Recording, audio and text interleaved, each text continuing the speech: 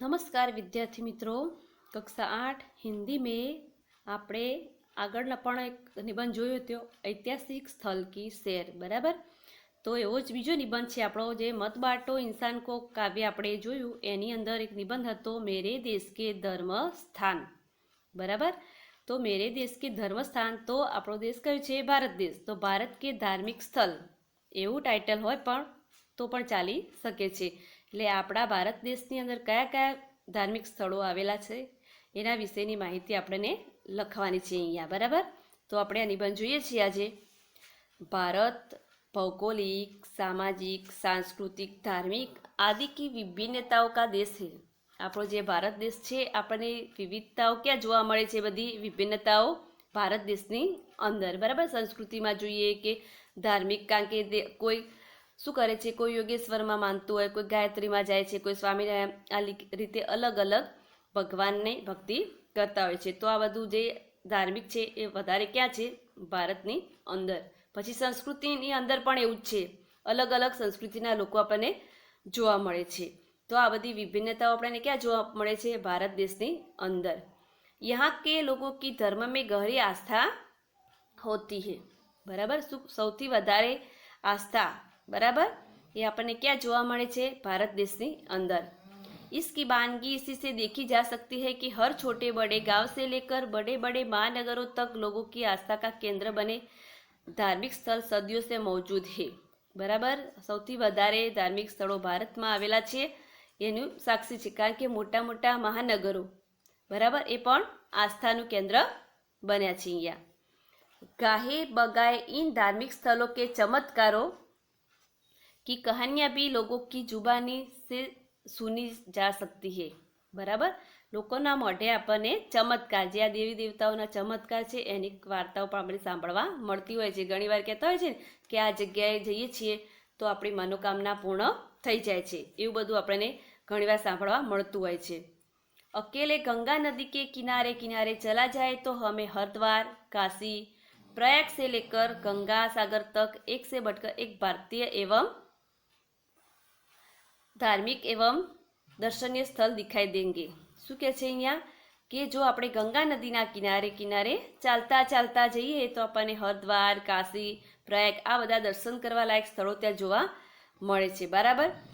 देंगे इन तीर्थों की यात्रा करते अपने तन मन को पवित्र कर मुक्ति की कामना करते श्रद्धाळु। પછી બીજું શું જોવા મળે છે આપણને ત્યાં? કે ત્યાં મુક્તિ માટે પવિત્ર ભાવથી ત્યાં શ્રદ્ધાળુ આવે છે, બરાબર, મુક્તિ મેળવવા માટે। ઘણા કહે છે કે ગંગામાં સ્નાન કરીએ તો પવિત્ર થઈ જાય, આપણને મોક્ષ મળી જાય, બરાબર, એટલા માટે એ શ્રદ્ધાળુ ત્યાં આવે છે। कश्मीर की वादियों से लेकर बंगाल की खाड़ियों तक किसी न किसी देवी देवता के अद्भुत मंदिर दिखाई देते हैं, बराबर। શું કહે છે? કાશ્મીરથી લઈને બંગાળની ખાડી સુધી આપણને કોઈના કોઈ સ્વરૂપે, કોઈ માતાજી હોય, કોઈ દેવ હોય, આ રીતે ગમે ત્યાં પણ આપણને મંદિરો કે મોટા કોઈ મસ્જિદ, હા ના, એ બધું આપણને ક્યાં જોવા મળે છે? ભારત દેશની અંદર। अकेले देवी शक्ति की ही पूरे भारतवर्ष में 52 में से 42 पीठ है। શું કહ્યું છે?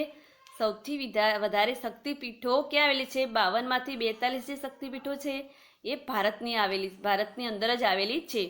बद्रीनाथ, अमरनाथ, जगन्नाथपुरी और रामेश्वरम 4 पवित्र धाम है जिनकी प्रसिद्धि जग जाहिर है, बराबर। આપણે યાત્રા માટે કહે છે ને, અમરનાથ ને બદ્રીનાથની યાત્રા કરવા માટે જગન્નાથપુરી, રામેશ્વર આ બધાની યાત્રા કરવા માટે લોકો 4 ધામની યાત્રા કહે છે ને, એ પણ જગ જાહેર, એટલે કે આપણાથી છાનું નથી, એમ કે બધાને ખબર જ છે કે આ જે મુખ્ય યાત્રાના ધામો ક્યાં આવેલા છે? ભારતની અંદર।